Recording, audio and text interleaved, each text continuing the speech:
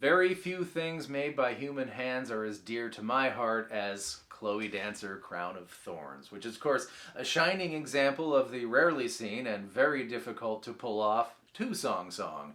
One song made by sticking two songs together.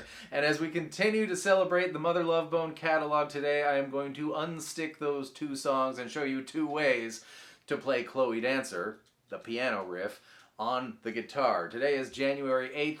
So happy birthday, Andy Wood. Method number one is going to require that you put a capo on the second fret of your standard tuned guitar. Take your pointer finger and go on the second fret relative to the capo. Also, D4 and G4. Here's your plucking pattern. E, D, G, D, B, G, D, G. Now, we need the bass note to move around while everything else we're going to pluck stays the same. So middle finger up to E4, pointer finger sneaks back to B2, and now you're going to pluck E, D, G, B, followed by, what we're after is the A string second fret, so bring your pointer finger back to, but we don't want the E string. And now you're going to pluck A, D, B, G, and then it's this whole big shape, or just pointer finger on B2, whatever you prefer. The open E string is what we're after.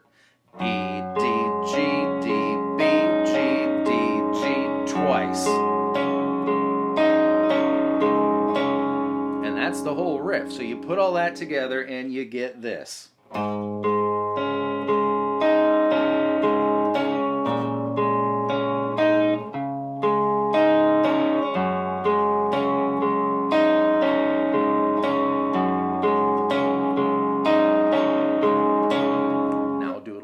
Faster.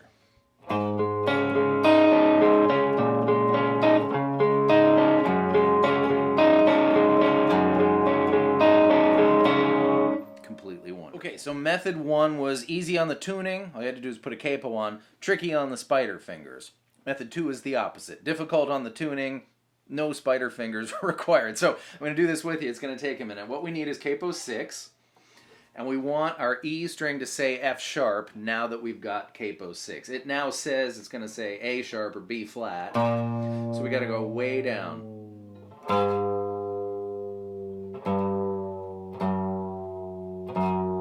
To F sharp. Your next string is going to be C sharp. It's going to say D sharp, so we need to bring it down one whole step.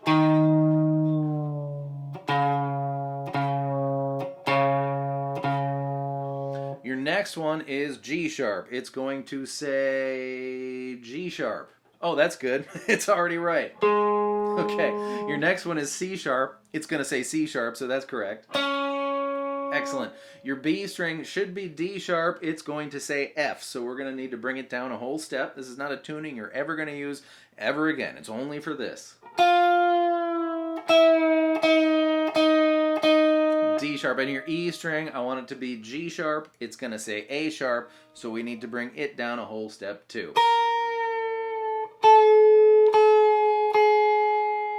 And when you change the tuning that drastically, so we got F sharp, C sharp, G sharp, C sharp, D sharp, G sharp. When you change the tuning that drastically, you might need to go through it again, but what you're going to have is this. I mean, it sounds like the song in one chord.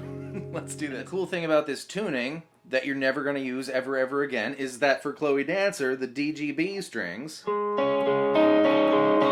are the correct notes just open. So no spider fingers required. We're just going to move the bass note around on the E string and pluck just the same on the DGB string. Second fret to begin. Our E string's very floppy now, so careful not to squeeze too hard or you may get an awfully sharp note. Apologize in advance if I do that. Here we go. Second fret. 2 frets higher than that. 3 frets higher than that. And open. The other great thing about that tuning is you can give that whole chord, whatever the heck it is, a strum anytime you want. Here we go. Oh, I messed up. I gotta try again. Here we go. A little better. That's method 2. Whichever method you chose, just do it over and over and over and over again, and you are off to the races. Thank you so much for joining me as we continue our trek, our quest through the entire Mother Love Bone catalog, once a week style, so I'll probably see you next Wednesday with the next installment. I hope that was fun and helpful. If you'd like a playthrough, there's going to be one on my Patreon page, so check that out if you're interested. Otherwise, I'll see you next time with more stuff. Goodbye.